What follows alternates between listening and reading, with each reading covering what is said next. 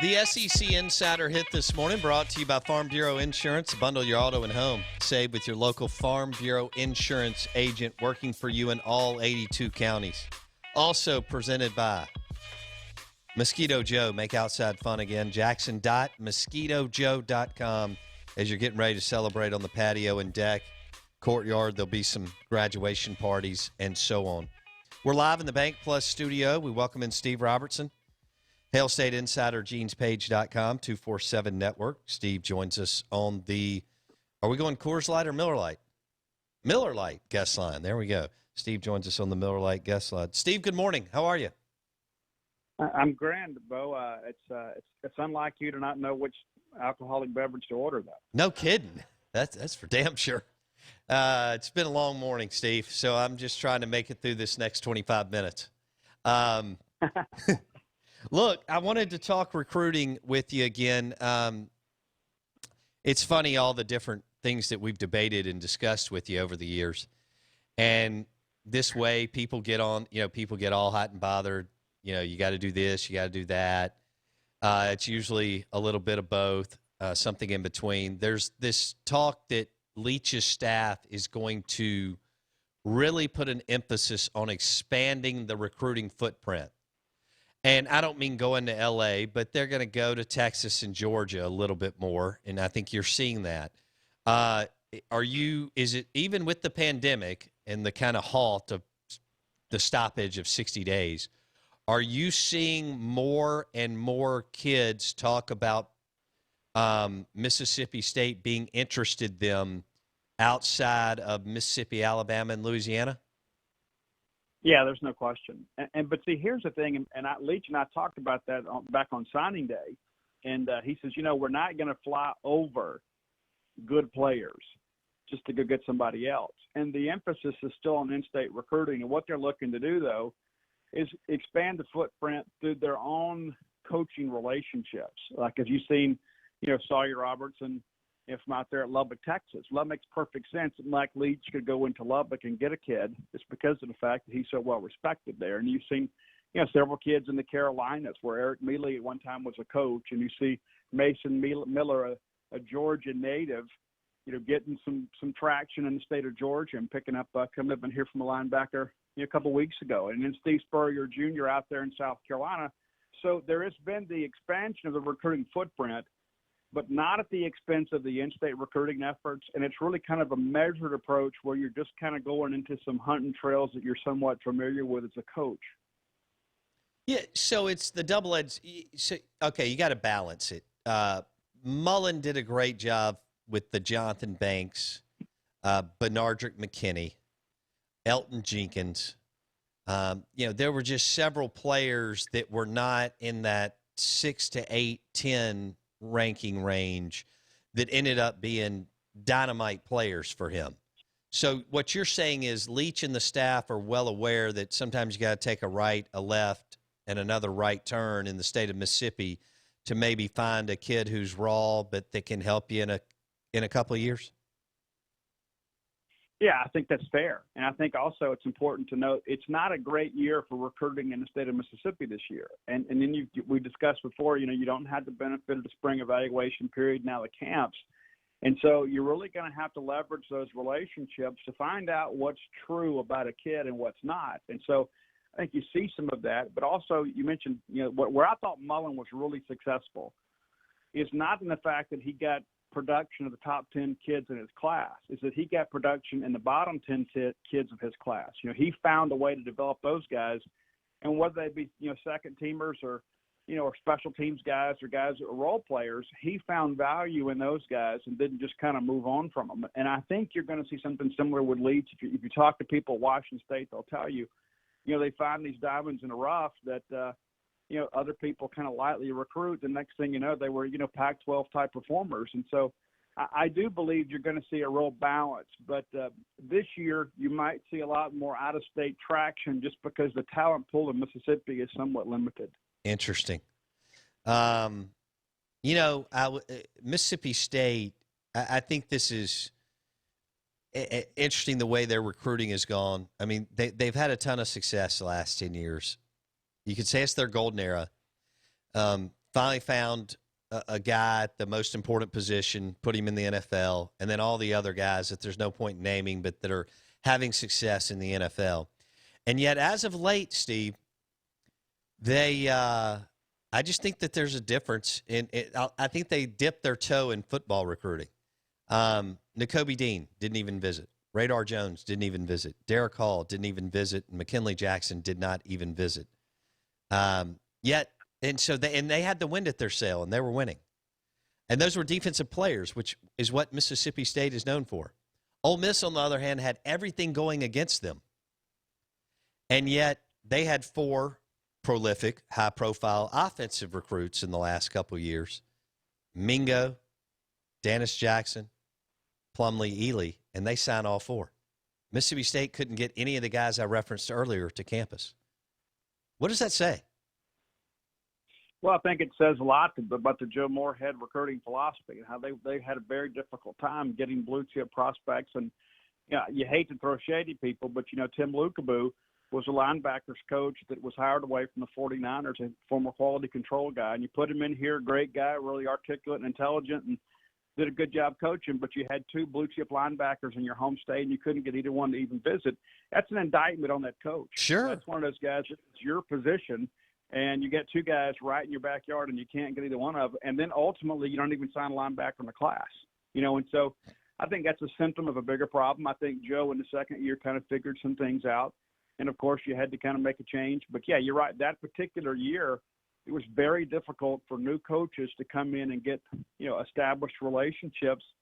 And let's be honest, Derek Nix is a guy that's been around forever and a day in the state of Mississippi. He survived, his 4th coaching, head coaching at Ole Miss. And so he's kind of a younger version of Tony Hughes. This is a guy that shows up at any high school in the state of Mississippi and doesn't have to get out a business card because everybody knows who he is. And so guys like, Jerry and Ely, Nix had been recruiting that kid since he was in the 8th grade. And so it's difficult, when Terry Richardson shows up, a month before signing day to try to overcome that relationship. And I think that's one of the reasons that you've seen them have some success is long-standing relationships with many of those players.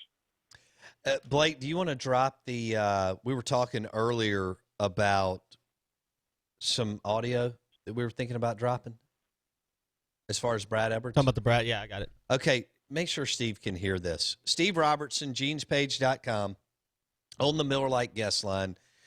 We're talking recruiting, a little bit of a lot of Mississippi State, some of Ole Miss. This is Brad Edwards with ESPN on Leach and Kiffin. Yeah, now if you want to go year one, I think Kiffin has more of the pieces in place to work with offensively than Leach does, because I just now you might feel different because Mississippi State's personnel better than I do, but I'm not sure that Leach has all the guys that he would want to have that fit his offense, in order to be able to run it as effectively as he would want to in year one. I think because Kiffin has been so much more adaptable. In other words, Leach has a very specific idea of what he wants to do. And he's eventually going to get players in there who are going to be best equipped to do what he wants to do. And I don't think he might have some of those guys. There might be some guys that fit very well, but there are other guys who don't. Kiffin has been a lot more flexible as far as just designing his offense to meet the skill set of whatever he has to work with on the roster. And so for that reason, I think you could choose either quarterback, and Kiffin is going to be able to get a lot out of it. All right. By the way, Brad is high on Mike Leach. That was just a snippet of a 30-minute conversation, Steve. Steve, your thoughts? Well, I don't think Brad did his homework, for one. I would say, you bring in a guy like KJ Costello, who 247 Sports just ranked as the number 2 transfer quarterback available in the transfer portal this year, a guy that's got 6,200 yards of college experience as a quarterback. I mean, if that's not an important piece for Mississippi State, I don't know what is. And so, so Leach shows up, and maybe he doesn't have a quarterback right now, but he's comfortable with running his scheme, so he goes and gets one, and that's what the transfer portal brings to you. Then you've got the leading returning running back in the SEC with Colin Hill. Do the receivers need to kind of step it up? Absolutely. But do you think Washington State was signing blue chip receivers, with the first few years he got there? Mike Leach is a mad scientist. He will find a way to get his scheme implemented. I don't know enough about the career path of Lane Kiffin as a play caller. I don't know how much responsibility he actually had with all that in Conference USA. I mean, that's for somebody else to say. But, I'm a Rich Rodriguez fan, and I think what he did with John Rice Plumlee last year was absolutely incredible. I agree. Now, will they run some of those same concepts this year? Don't know. Have no idea what they want to run. But, yeah, I think both teams should expect some pretty exciting offense this year. But let's be honest. John Rice Plumlee needs the dual threat option. He's not a guy that's going to be a pocket passer. I don't even think that's how he's wired. He's a guy that has to be able to get outside. And if his first two reads aren't there, he's going to tuck it and go. And that's what he's good at. And so I think he gives you a lot of options offensively, but, he's not a pocket passer. But, this year, I think people they're going to have a new appreciation for Rich Rodriguez. And I'm a huge fan. Nobody does the quarterback run better than Rich Rodriguez. And I think not having him there to kind of implement some of that is probably going to cause some growing pains. All right, Steve Robertson talking MSU football on the Miller Lite guest line and ESPN 105.9 The Zone. Let's run through real quick the wide receivers and slots that you feel like will be there Labor Day when they play, if they play, and I think they will either then or shortly after. Well, hang on, let me get to this real quick. New Mexico. All right, sorry, I never can remember if it's New Mexico or New Mexico State. So run down. Walk me through it, Steve. KJ Costello's number one option throwing the football. Well, I think I know you're a fan. I think it's gonna be Osiris Mitchell. I think Osiris Mitchell has been State's leading pass catcher the last couple of years, and I look for him to make a jump because I think number one, it's gonna be pass happy stuff where he's going to be able to use his size. But, I think Austin Williams is a guy that we've talked about every spring. He looks so great in the spring, and then he's kind of limited for some reason when it comes to snaps. But every time he's on the field, he catches everything in his radius. And Javonte Payton's a guy last fall. If you had told me I said, Steve, who's going to be the breakout receiver in this offense, I would have said Payton without question. Because every drill we saw, and it wasn't just me, it was across the media. You see this guy making these acrobatic catches, and you think this kid is the truth, and then he barely gets on the field. I think Steve Spurrier Jr., Mike Leach will know how to utilize him. And I think all three of those guys are going to be really, really important this year. And you've got a couple of young guys that redshirted last year, Quentin Torber and Keziah Pruitt, and I think they're going to look back at life and say, I'm glad I redshirted because I had 4 years to play in this scheme rather than what they had before. And so those guys are going to have to step up. I wouldn't totally rule out a grad transfer receiver if they can find a good one, just because the numbers are down just a little bit. But, this is it's a developmental position. And, Billy Gonzalez is a great guy and a good coach, but his recruiting efforts at Mississippi State were somewhat lacking. And some of those – yeah, they were kind of like Tim Lukabu. Right? Yeah. Okay. All right, so – people forget. On signing day a few years ago, Billy Gonzalez was offering guys on signing day that we had never really recruited. And then I'm not joking. And then later that year, after signing day, you signed Reggie Todd and Osiris Mitchell as late qualifiers just because you had scholarships available. That's hard to do at an SEC program. But Billy pulled that off. Steve Robertson, genespage.com on the Miller Lite guest line, ESPN 105.9 The Zone. Do I have to? Yes. Let's move over to it's too early on the Garrett Schrader thing. Let's move over to defense. Willie Gay was, when he was playing, he was unbelievable. Difference maker. And they didn't have many of those last year. Now, they've had a ton of difference makers since Dan and, of course, Moorhead inherited several, right? Going back to Fletcher Cox and all the dudes on that side of the football. As far as difference maker, would you just say that it's Marcus Murphy and then to be determined on defense, Steve? Yeah, sort of. Yeah, Marcus Murphy is an NFL player. That was one of the things, when he came out of West Point, people were saying, we got to have him on offense. When he runs a little bit high, but I could see him at receiver, but, man, look at how natural he is at safety. I mean, you go back and look at that pick six against Arkansas and the interception. He baited Matt Corral into that throw, and that's not something that I would expect, really. I mean, you look at Marcus and say, we hadn't played a whole lot. That was a veteran play where he baits that guy in, and Ole Miss had momentum. You know, State had the lead. Ole Miss is driving down. Corral had come in. Next thing you know, had caught a little fire. And then Murphy baits him into the pick. And at that point, you kind of thought, okay, this is it. State's going to put this thing away. I think Marcus Murphy is a future NFL player. I think he operates as one. He works as one. He's motivated as one. You know, he's got a kid with some health issues, and you know, that's kind of a burning fire within him to kind of commit himself to being a better player. But a guy that I think people need to be excited about is Jordan Davis. Jordan Davis, former Alabama signee, Under Armour All-American, originally from Byhalia, Mississippi, and then he went to Memphis. But went to Colin. This is a guy we talked about a couple years ago. We talked about Montez Sweat being a difference maker, and I think he exceeded everybody's expectations. Jordan Davis is kind of cut from that same cloth. He is a guy that they can move around a little bit, and he will be a fan favorite. It might take him a couple of games to get going. We won't have the benefit of spring, obviously, but this is a guy with natural ability that is an absolutely punishing hitter.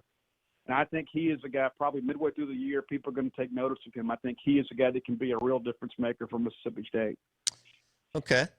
Blake, you have a question for Steve Robertson. Yeah, I'm going to jump back onto offense, Steve. Bo and I talked about this because of what Brad's comments were. And I said, even, you don't have an offseason, even as simple as the offense is for Mike Leach, you don't have bona fide experienced receivers. And I guess our debate or our challenge was over how much the scheme, because the last two schemes, Moorhead's overcomplicated, Mullins run-oriented, how much better can these receivers be just because of the scheme alone, and then secondly because of the coaching and the amount of reps? As Bo mentioned, when you're catching 10, 15, 20 times more balls over the course of the offseason and season, how much better does that make you as a receiver? Can you kind of attest to, I know there's not a number value for how much better they'll be, but what do you really see those things impacting the receiving core? Well, number one, it's a very wide receiver-friendly offense. I had a chance to interview former Washington State receiver Vince Malley a few weeks ago, and I asked him specifically, I said, listen, how difficult is it for these guys going to be able to get up to speed? And he kind of laughed, and he says, they're going to love it. And there were certain things he wouldn't tell me. It's like trade secrets. He goes, what people don't understand is that the Mike Leach offense is so simple. He goes, and it's so funny because it keeps working. He goes, you keep doing the same things, and it's based on kind of what the defense does. And he said there would be times that he would get out of his break and he would almost laugh because he had set the guy up over and over and over again, done the same thing over and over again. But it is about reps. And that's where I think State and Ole Miss both are at a huge disadvantage this year. It's because Missouri, too, you could make the same comment there, Arkansas, that you're implementing two new systems, offense and defense. You don't get any of the benefits of spring practice. Your quarterbacks can't take your receivers out there and go through a walkthrough during the summer. All of that puts these schools with new coaches at a huge disadvantage. Of those schools, I think State probably has an advantage because of the simplicity of the offense, because really you don't even have a playbook. You just kind of line up and give you the formation and the check down, and then the quarterback then, kind of gives hand signals to the receivers, and they kind of make their own side adjustments based on how the defense is lined up. So I think in that respect, you're probably ahead of the curve because of the simplicity of the scheme. But until you've been out there and repped it out and worked it against a live defense, you have no idea what you're doing. And so obviously they'll be better next year, but it's just one of those things you look at and say, well, yeah, we're just going to kind of line up and play backyard football. But at the end of the day, you've got to have a rapport between your quarterbacks and receivers. And I think that's where State really, really benefits from KJ being here. But, man, it would be great if they had a couple months this summer to get to know each other. Steve Robertson on the Miller Lite guest line. Steve, I've got a minute or two here. Listener wants to know about DeMonte Russell out of Provine. I think he's going to be an edge rusher. Yeah, I think so too. And it'll be interesting too because with the 3-3-5 alignment, they can move him around. I was kind of having that same debate yesterday when I was doing my own notes about, does he drop the backer? Is he a Sam backer? Do you walk him up? What do you do with him? And I'm supposed to talk to Zach Arnett later this week. And that's one of the things that I want to ask him. When you've got a guy like him that is a little bit of a tweener. You know, he is a guy that you could probably stand up in a 3-4 alignment, kind of like Montez Sweat, and it's let him chase a quarterback all day. But he's also skilled enough to get back out into coverage, and so I'm eager to see how they utilize him. I do think that he is a guy that will be a big-time player over the course of the next 4 years at Mississippi State. He played a little bit last year on special teams, but did not break his red shirt, so he's still got 4 years of eligibility left. How big is he? Game. I think that was a good get. Oh, was he 6'5", and I have no idea what he's weighing now. But I mean, he is a long, rangy edge rusher, and I think he's a guy. If nothing else, people forget those guys, especially with all these bubble screens. When you've got those long, rangy ends and get their hands up in passing lanes, those guys are disruptive, even if they can't get to the quarterback, and that's what he's really good at. Would you be surprised if he's one of the more talented players on defense in the next couple of years? Not at all. I think he's an NFL guy too. I think he's one of those guys who really committed himself to the weight room. I'm eager to see him on the field this fall, but he's also a real smart kid. That's one thing that kind of gets undervalued in all this is intelligence. And he's a guy that I think will be easy to coach, and he'll learn these things quickly. But I think he's a guy that benefits from the change in defensive philosophy too, just because they can use him in a lot more variety of ways. All right, we'll leave it there. Steve Robertson, genespage.com, 247 Sports on the Miller Lite guest line. Thanks, Steve. Take care. Take care, brother. Well, I think we did. So the 7:30 segment and the 8:30 segment and the 9:30 segment now on the show are 23-minute segments. Correct. So we did almost 66 minutes of interviews today. Dr. Larry Field, Mississippi Sports Medicine and Orthopedic Center, on shoulder labrum surgeries and pitching, pitch counts, curveballs at what age, Tommy John surgery. I thought that was fantastic. If you missed it, check out Apple Podcasts, search the Out of Bounds Show. Mike Detillier got into what Peyton Manning could do next, and then we discussed Romo and some other guys calling the games in the booth, Aikman, and maybe what ESPN could do in Monday Night Football. And then Steve just walked us through some Mississippi State offense and defense. So that was good. Yeah, an hour and 10 minutes of interviews. Basically, there are 3 different podcasts within the show. So that's why we set it up like that. 7:30, 8:30, 9:30 segments are all 23 minutes. Go long for them. Blake Scott is over there working like a busy bee. Hope you enjoyed listening to the show. Check out our YouTube page, Out of Bounds Sports. The show is powered by Superior Foundation Repairs. Superior Foundation. Todd Sanders, Trey Pace will take care of your home. Back it up with a warranty. Also, Chris Corley, Angel Oak Home Loans. He'll refinance your home for you. Chris Corley, Angel Oak Home Loans. Chris Corley, Angel Oak Home Loans. Also presented by Madison Ridgeland Academy. Congratulations to Sadiq Charles, drafted by the Washington Redskins this year. And presented by Live Oaks Golf Club. Grab your clubs at Edwin Watts Golf Shop and head to Live Oaks Golf Club. We'll see you tomorrow.